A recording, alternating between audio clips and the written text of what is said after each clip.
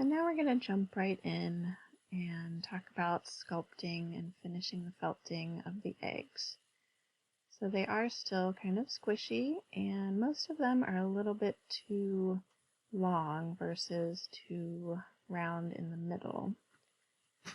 So we're going to just kind of take a look. They're not always perfectly round either. It can be a little bit indented or lumpy. Alright, so I'm just going to pick out some eggs for us to work with for the video, and then we'll get started. So let's see what will be good here. Alright, so let's start with this egg, and I'm going to start on the bottom end. The bottom can be kind of flattened, and we want to kind of be pushing it towards the center and helping it to become a little better of an egg shape. So you can see we push it, we kind of want to be doing that to it. We want it to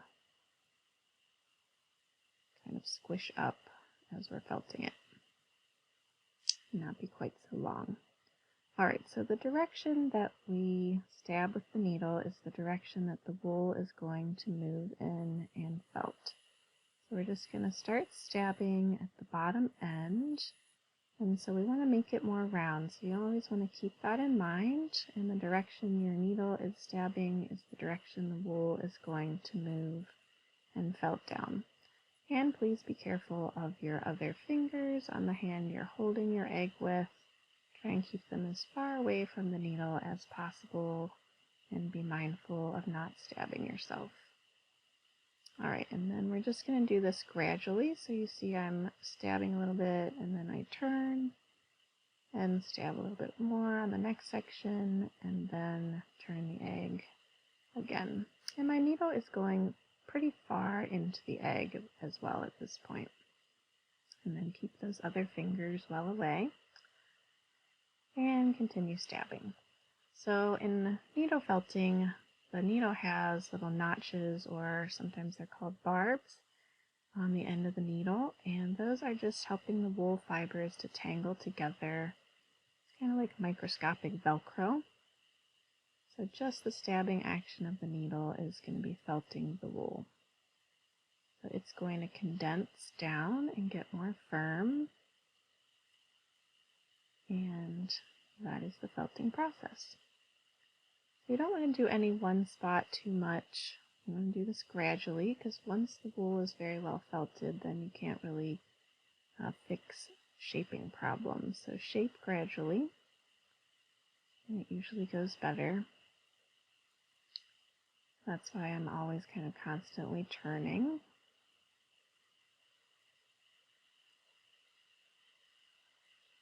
You can see our bottom of the egg is getting a little more round because of where I'm poking.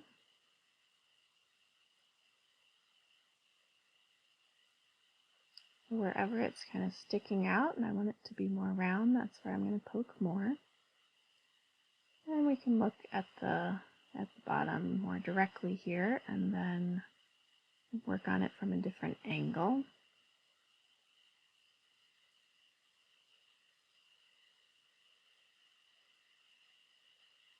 So wherever it's indented, you want to poke less, and then where it is kind of puffed out more, you want to poke more there, just so the whole thing starts to get nice and rounded and more smoothed out.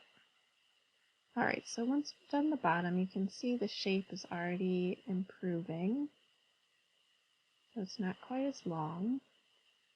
Looks like a better egg shape already. So we're going to go to the other side and do the top of the egg.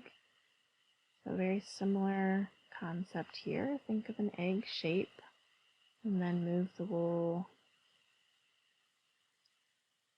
in whatever direction is going to help your egg look the best. Look the most like an egg. Sometimes I even get out a real egg just to kind of look at it while I'm sculpting, if that helps.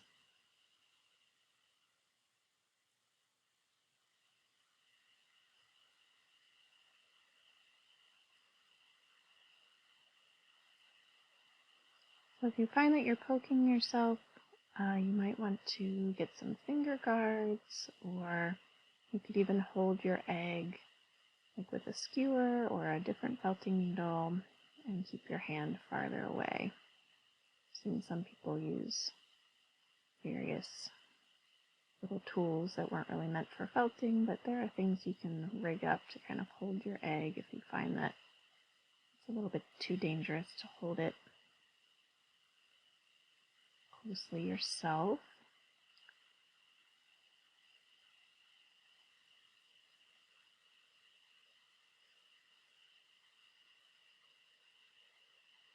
So this part can go on for a while, as you're seeing, just a gradual process. I find it to be fairly meditative or stress relieving, kind of stabbing away and watching that wool felt up and smooth out.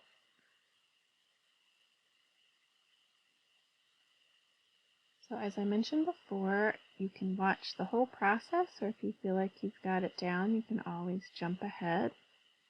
I'm just going to let the video roll here for anyone that has never done needle felting and wants to watch kind of the whole shaping process. So I'm gradually working on the egg.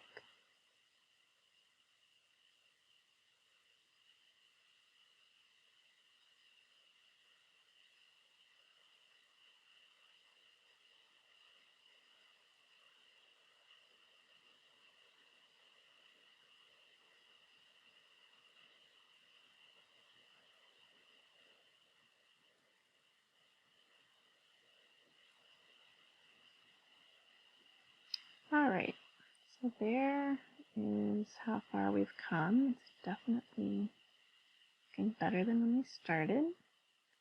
Now I can kind of work more on the center of the egg, the middle part. I'm still angling in towards the center since it was kind of a long egg and not really having enough wool around the middle. I'm always kind of thinking of pushing that wool towards the center. And now I'm stabbing a little bit more shallow. So with my pokes, I'm not going in quite as far on this middle part. I needed to go in with the needle a little bit farther at the beginning of our shaping. But now that the kind of general shape is improved, I'm doing a little more shallow poking. So the farther you get with the shaping, kind of the less effort you need to put into the stabbing, and the needle doesn't have to go in as far.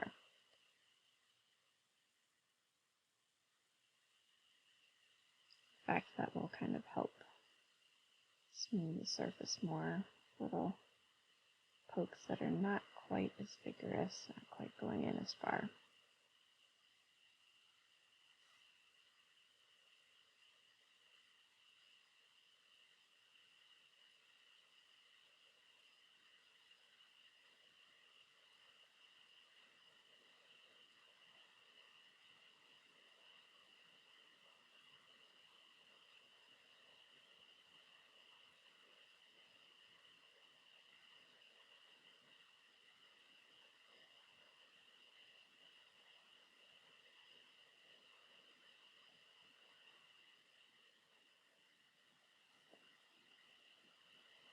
So as you practice your needle felting on all of these eggs, or maybe you're having more of a group or family party and you're only going to do one or two yourself, but the more needle felting you do, you will kind of develop a muscle memory and the technique of it, and it just becomes easier, kind of like learning to knit or crochet. It takes a little while to kind of get the rhythm of it, figure out how it works, but once you do, it's pretty easy to learn, I feel like.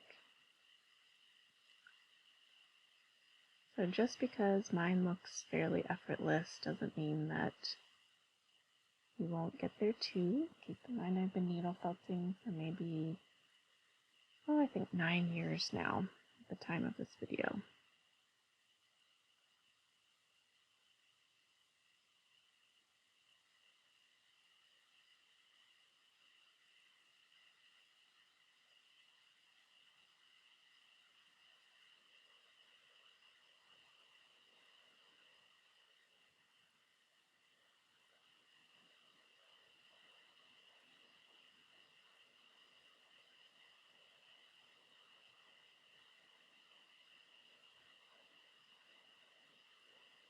So here I'm back to the top. I like to kind of go in a pattern, so I did the bottom, then the top, then the middle, and I'll do the bottom again, then the top, and then the middle.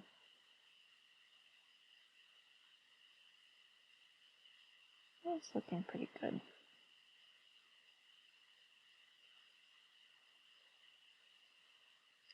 Let's compare to one of the ones that we didn't felt anymore on. So you see it's definitely gotten smaller and firmer.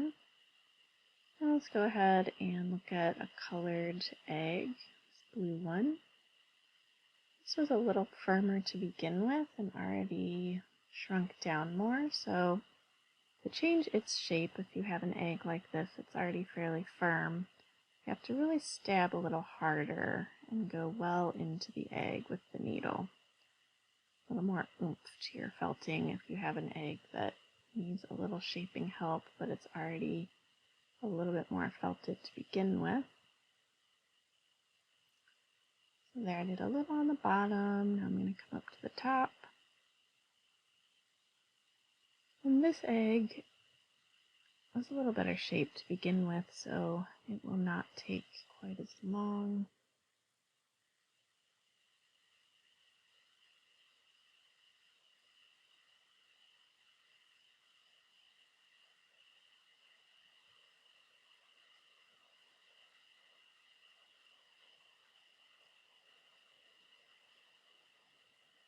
Even if you have some parts of your egg that are already fairly well felted, you can still work on their shaping. You just have to stab a little harder, very deliberately.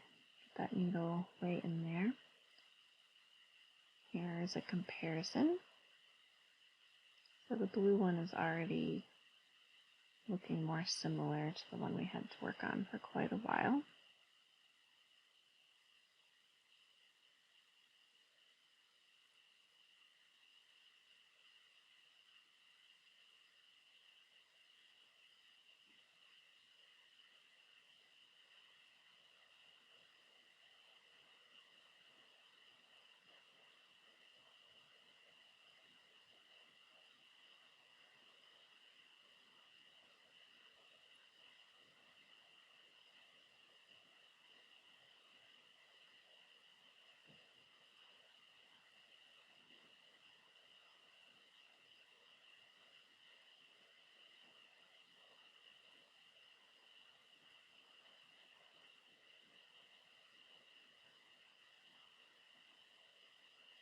Alright, here's one more example real quick. Take a look at this green egg. You see it's got more indents. It really doesn't have as much wool in the middle. So it's going to really need to be kind of pushed again towards that center. Speed up the video here just so you have one more example of me working on the shaping. I'll just do it a little quicker.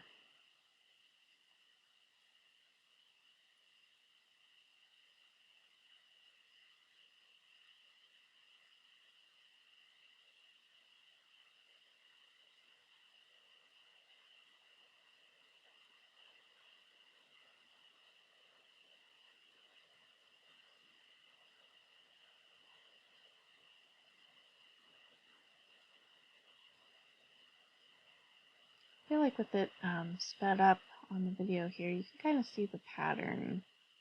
And I'm almost doing this unconsciously when I'm working on the egg. It's just stab and turn, stab and turn.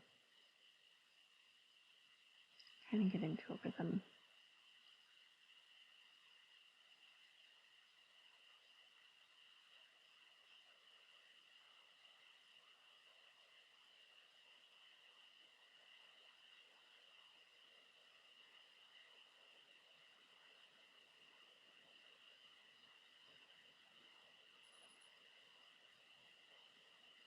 Alright, so there's our green egg after some work. Still a little bit bigger, but all in all fairly similar. And this could still have some more shaping work done to it. It's looking pretty good.